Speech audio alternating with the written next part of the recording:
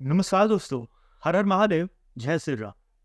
दोस्तों, भारत सरकार ने पूर्व उप प्रधानमंत्री एवं भाजपा के अध्यक्ष रहे लाल कृष्ण आडवाणी जी को भारत रत्न सम्मानित किए जाने का निर्णय लिया है। खुद प्रधानमंत्री मोदी जी ने इसकी घोषणा करते हुए कहा कि उनके साथ काम करना और सीखना उनके लिए सौभाग्य की बात है। लाल कृष्ण आडवाणी 96 वर्ष के हो चुके हैं। उनका राजनीतिक और सामाजिक करियर कई दशकों का रहा है। 8 नवंबर 1927 को सिंध अब पाकिस्तान में कि कराची शहर में जन्मे लाल कृष्ण आडवाणी विभाजन के बाद विस्थापित होकर भारत आए और 90 के दशक में यहाँ की राजनीति के शिखर पुरुष बनकर उभरे। लाल कृष्ण आडवाणी को भारत रत्न दिया जाना इस सम्मान का भी सम्मान है। मात्र 14 वर्ष की उम्र में उन्होंने आरएससी सदस्य ले ली थी और जिस साल भारत को स्वतंत्रता मिली उस साल वो कराची शहर में संगठन के सेक्रेटरी बन चुके थे। भारत की आजादी के बाद उन्हें राजस्थान की जिम्मेदारी मिली, जहां उन्होंने 1952 तक अलवर, भरतपुर, कोटा, बूंदी और झालावाड़ में बतौर प्रचारक काम किया। 1967 में हुए दिल्ली मेट्रोपॉलिटन काउंसिल के अध्यक्ष बने। दोस्तों, लाल कृष्ण आडवाणी को सामान्यतः सितंबर-अक्टूबर 1990 के आयोजित राम रथ यात्रा के लिए जाना जाता है। इस यात्रा ने न सिर्फ भारतीय राजनीति को बदल दिया बल्कि हर एक हिंदू के भीतर स्वाभिमान जगा दिया। ऐसे ही पीएम मोदी ने उन्हें भारत रत्न मिलने की बधाई देते हुए देश में सांस्कृतिक पुनरुत्थान के अद्वितीय योगदान देने वाला नहीं बता दिया। बिहार के समस्तीपुर में लाल कृष्ण आडवाणी की गिरफ्तारी के बाद पूरे देश की राजनीति में भूचाल आ गया था। केंद्र में सरकार तक गिर गई थी। राम रथ यात्रा अगर न हुई होती तो शायद आज हम अयोध्या में भव्य राम मंदिर प्राण प्रतिष्ठा के साक्षी न बनते। गुजरात के सोमनाथ से शुरू हुई इस रथ यात्रा में प्रतिदिन लगभग 300 किलोमीटर की दूरी तय की जाती थी और आडवाणी एक दिन में आधा दर्जन रैलियों को संबोधित किया करते थे। गुजरात के बाद यात्रा महाराष्ट्र, अब के तेलंगाना, मध्य प्रदेश और राजस्थान में भी की गई। गांव-गांव में हजारों लोग यात्रा का स्वागत करते, गर्व से कहो हम हिंदू है के नारे लगाते और लोग कई किलोमीटर तक यात्रा के साथ पैदल चलते। हालांकि बिहार के समस्तीपुर में यात्रा के पहुंचते ही तत्कालीन मुख्यमंत्री लालू यादव ने तब के प्रधानमंत्री वीपी सिंह की सलाह पर लाल कृष्ण आडवाणी को गिरफ्तार करवा दिया। मुस्लिम वोटों के लिए ये सब किया गया। उधर यूपी में मुलायम सिंह यादव की सरकार ने कार सेवकों पर गोली चलवाई। 1.5 लाख लोग गिरफ्तार किए गए। समाजवादी कहलाने वाले नेताओं में मुस्लिम तुष्टीकरण की होड़ लग गई। आडवाणी जी की गिरफ्तारी से भाजपा के लिए लोगों के मन में सहानुभूति बढ़ी और 1991 के आम चुनावों में वो दूसरी सबसे बड़ी पार्टी बनकर उभरे। उसी साल यूपी में भी पार्टी की सरकार बनी। इसके बाद लाल कृष्ण आडवाणी जी ने अपने राजनीतिक जीवन में कुछ अन्य यात्राएं भी निकाली, लेकिन राम रथ यात्रा के आगे उनकी अधिक चर्चा नहीं होती। जैसे सुराज यात्रा मार्च 1996, स्वर्ण जयंती रथ यात्रा मई 1997, भारत उदय यात्रा 2004, भारत सुरक्षा यात्रा अप्रैल 2006 और उन्हीं में से एक है जनादेश यात्रा। असल में तत्कालीन प्रधानमंत्री नरसिम्हा राव की सरकार 1993 में 2 बिल लेकर आई थी। 80वां संविधान संशोधन और representatives of peoples bill. Lal Krishna Advani ने इस विधेयक के खिलाफ देश में 4 स्थानों पर यात्रा की योजना बनाई। असल में ये दोनों ही विधेयक मार्क्सवादियों के प्रभाव में लाए गए थे। भारत को वामपंथी राष्ट्र बनाने के मकसद से लाए गए थे। इसके तहत सार्वजनिक रूप से धर्म के प्रदर्शन को अपराध ठहराया जाना था। मुस्लिम तुष्टीकरण ही इनका लक्ष्य था। भाजपा की बढ़ती लोकप्रियता को देखते हुए इन्हें लाया गया था। संसद में लाल कृष्ण आडवाणी ने इन विधेयक का तगड़ा विरोध किया। उन्होंने कहा, हम ईश्वर भक्ति को धर्म का नाम देने से सख्त विरोध में हैं। सभी भारतीयों के लिए, चाहे वो हिंदू हो, मुस्लिम हो, सिख हो या ईसाई हो, उनका धर्म उन्हें सही कार्य करने के लिए प्रेरणा देता है। राजनीति को अगर धर्म से हटाया गया तो इससे जनता के जीवन का नैतिक आधार कम हो जाएगा।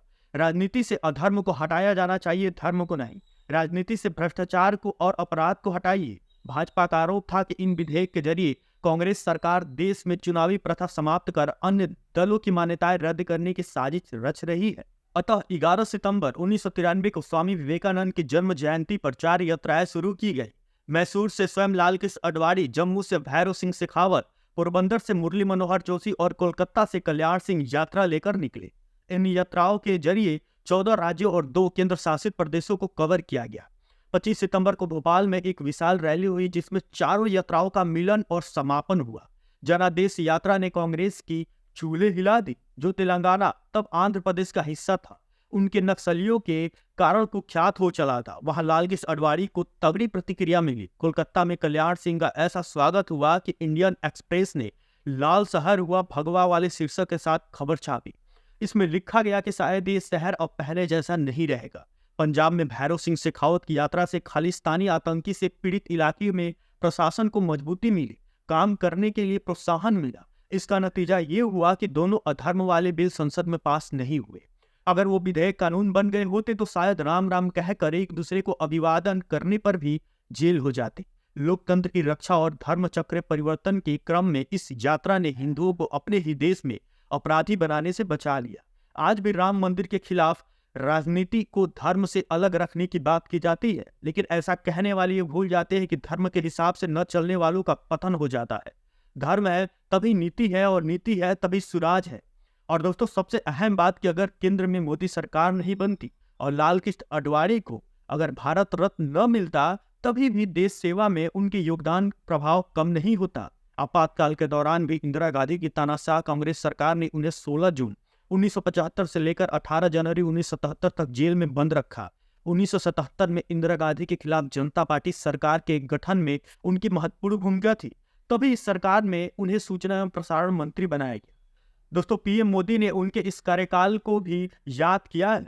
इसका कारण है कि जिस भाजपा को मीडिया विरोध कहकर कोसा जाता है, उसी के संस्थापक ने प्रेस की स्वतंत्रता के लिए मंत्री के रूप में कई कदम उठाए हैं। जब लाल कृष्ण आडवाणी जनादेश यात्रा निकाल रहे थे, उसी दौर में नरेंद्र मोदी भी एक कुशल संगठन प्रशासक के रूप में उभर रहे थे।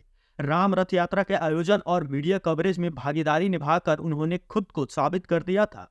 तभी उन्हें 1993 में गुजरात से पार्टी का महासचिव बनाया गया। जब कुछ विधायकों ने विरोध किया तो लाल कृष्ण आडवाणी उनके समर्थन में खड़े हुए। अटल बिहारी वाजपेयी अगर प्रधानमंत्री बन पाए तो इसमें भी लाल कृष्ण आडवाणी का बड़ा हाथ। 1995 में मुंबई में हुए भाजपा के अधिवेशन में उन्होंने ही वाजपेयी को पीएम उम्मीदवार घोषित किया, वरना दोनों तो नेता आप पीएम प्रत्याशी की रट लगाकर एक दूसरे का सम्मान किए जा रहे थे।